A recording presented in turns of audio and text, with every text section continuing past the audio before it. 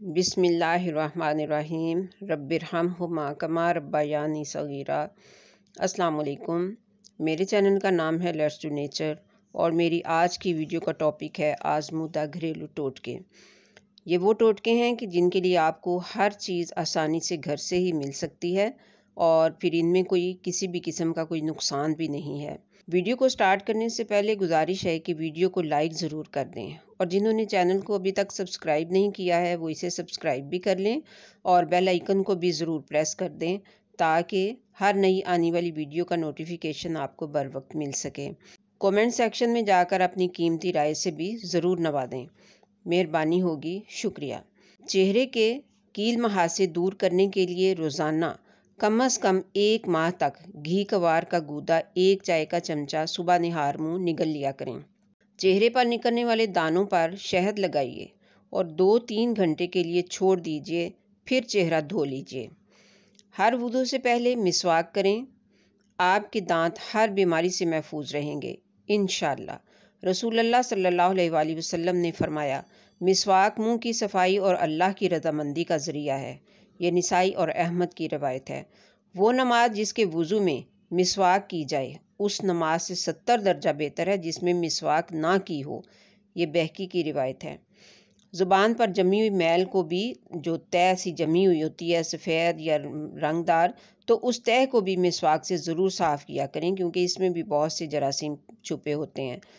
नमक मिले पानी से रोज़ाना गरारे करें, इससे मुंह और गले की तकलीफ़ को आराम मिलेगा।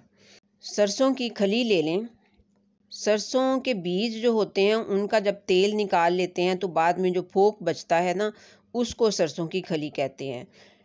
क्योंकि ये सवाल बहुत सारे लोगों ने किया है कि सरसों की खली किसे कहते हैं, जिसे हम इंग्लिश में मस्टर्ड केक कहते हैं। तो ये वो सरसों की खली होती है जो कि तेल निकालने के बाद फोक बच जाता है। तो आप ये सरसों की खली ले लें। ये किसी भी पंसारी से या कोल्हू वालों से मिल जाती है। तो इसको पीस कर किसी जार में रख लें और 2-3 चम्मच लेकर गर्म पानी में भिगो दें। तो 3-4 घंटे बाद सर पर अच्छी तरह से मलकर सादे पानी से फिर सर को धो लें। बाल मुलायम, मजबूत और चमकदार हो जाएंगे। और ये कि अगर आप चाहें तो रात को सादा पानी में भी भिगो सकते हैं और फिर सुबह उठकर तो सर पर मल के तो सर को धो लें। सरसों की खली पौधों के लिए भी बेहतरीन फर्टिलाइज़र है। 1 चम्मच 1 लीटर पानी में भिगो कर रख दें। अगले दिन इस पानी में 1 लीटर पानी मज़ीद शामिल करके पौधों की मिट्टी में थोड़ा थोड़ा पानी डालते जाएं। मैं भी अपने प्लांट्स में इसे यूज़ करती हूँ। सर धोने से आधा घंटा पहले 1 चम्मच नींबू का रस 2 चम्मच सरसों के तेल में मिलाकर बालों की जड़ों में लगाएं और आधे घंटे बाद सर धो लें। याद रखिए कि जो नींबू का रस होता है इसको ज़्यादा देर तक सर में नहीं लगा के रखते वरना सर में दर्द शुरू हो जाता है। इसलिए 15-20 मिनट, ज़्यादा से ज़्यादा आधा घंटा, इससे ज़्यादा नहीं। को लगाने से सिकरी खुश्की दूर होकर बाल मुलायम और चमकदार हो जाएंगे।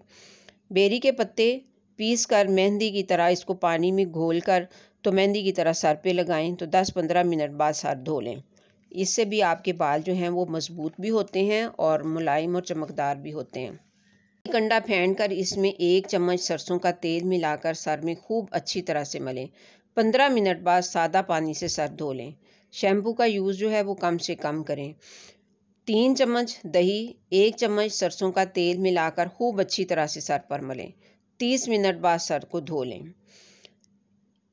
1 अंडा, 1 चम्मच दही और 1 चम्मच सरसों या नारियल का तेल शामिल करके अच्छी तरह से फेंट लें और बालों की जड़ों में अच्छी तरह मलें। आधा घंटा बाद सर को धो लें। कुछ ही दिनों में बाल जो हैं वो मजबूत भी हो जाएंगे और मुलायम भी हो जाएंगे। रोज़ाना रात को जैतून का तेल बालों की जड़ों में लगाकर सोएं और सुबह धो लें। इस तरह से मुर्दा बालों में जान आ जाएगी। इस नारियल का तेल जो है इसका भी मुसलसल मसाज करने से बाल लंबे, घने और मजबूत हो जाते हैं। आंवला का तेल घर पर खुद तैयार करें और हफ्ता में 3 बार इसका मसाज बालों में करें। चंद ही दिनों में बेहतरीन रिजल्ट आपके सामने आ जाएगा और बालों में जो बहुत ज़्यादा गुंजल से पड़ते हैं वो भी नहीं पड़ेंगे। कारक सर पर तेल की तरह लगाने से जुएं भी मर जाती हैं और बीमारी से गिरने वाले बाल भी दोबारा से निकल आते हैं। देखिए कि हर चीज़ की एक खुराक होती है, तो बालों की खुराक अगर हम उनको नहीं देंगे तो फिर हमारे बाल जो हैं वो उतरते ही रहेंगे और फिर गंजापन आ जाने में कोई कमी नहीं रह जाएगी। इसलिए बालों को उनकी खुराक मुहैया करना बहुत ज़रूरी है। सिर्फ़ शैम्पू बदल बदल के तो कोई बात नहीं बनती है। लोगों को मैंने देखा है कि ये शैम्पू ले लो, वो शैम्पू ले लो, शैम्पू बदल बदल के इस्तेमाल करना चाहिए। भई आप बालों को उनकी खुराक ज़रूर फ़राहम करें, तो फिर देखें कि आपको रिज़ल्ट मिलता है कि नहीं मिलता। वक़्ता नमाज़ अदा करें, सदका और खैरात ज़्यादा से ज़्यादा करें और हर चीज़ सिर्फ़ अल्लाह ताला से ही मांगें। हर नेमत पर अल्लाह ताला का शुक्र भी ज़रूर अदा किया करें। मैदा और आंतों के अल्सर के मरीज़ों के लिए जौ का दलिया बेहतरीन इलाज है। पेशाब में खून और पीप के मरीज़ों को जौ का पानी बनाकर पिलाया जाए तो ये तकलीफ़ बहुत जल्द ख़त्म हो जाती है। पके हुए पपीता का गूदा चेहरे पर लगाइए। ये जिल्द के मुर्दा खिलियात का खात्मा करके जिल्द को चमकदार बना देता है।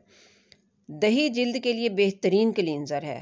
ये कंडीशनर भी है, क्लींजर भी है। ये जिल्द को सेहतमंद बनाता है। तो इस वजह से चेहरा को धो लें पहले, फिर दही को लगाएं और 20 मिनट बाद नीम गर्म पानी से धो लें। तो ये चिकनी और धब्बेदार जिल्द के लिए बहुत ही मुफीद साबित होता है। उम्मीद करती हूँ आप इन छोटे छोटे से टोटकों को ज़रूर ट्राई करेंगे और अपनी जिल्द को, अपने बालों को उनकी खुराक मुहैया करेंगे। तो मिलते हैं फिर नेक्स्ट इंशाल्लाह।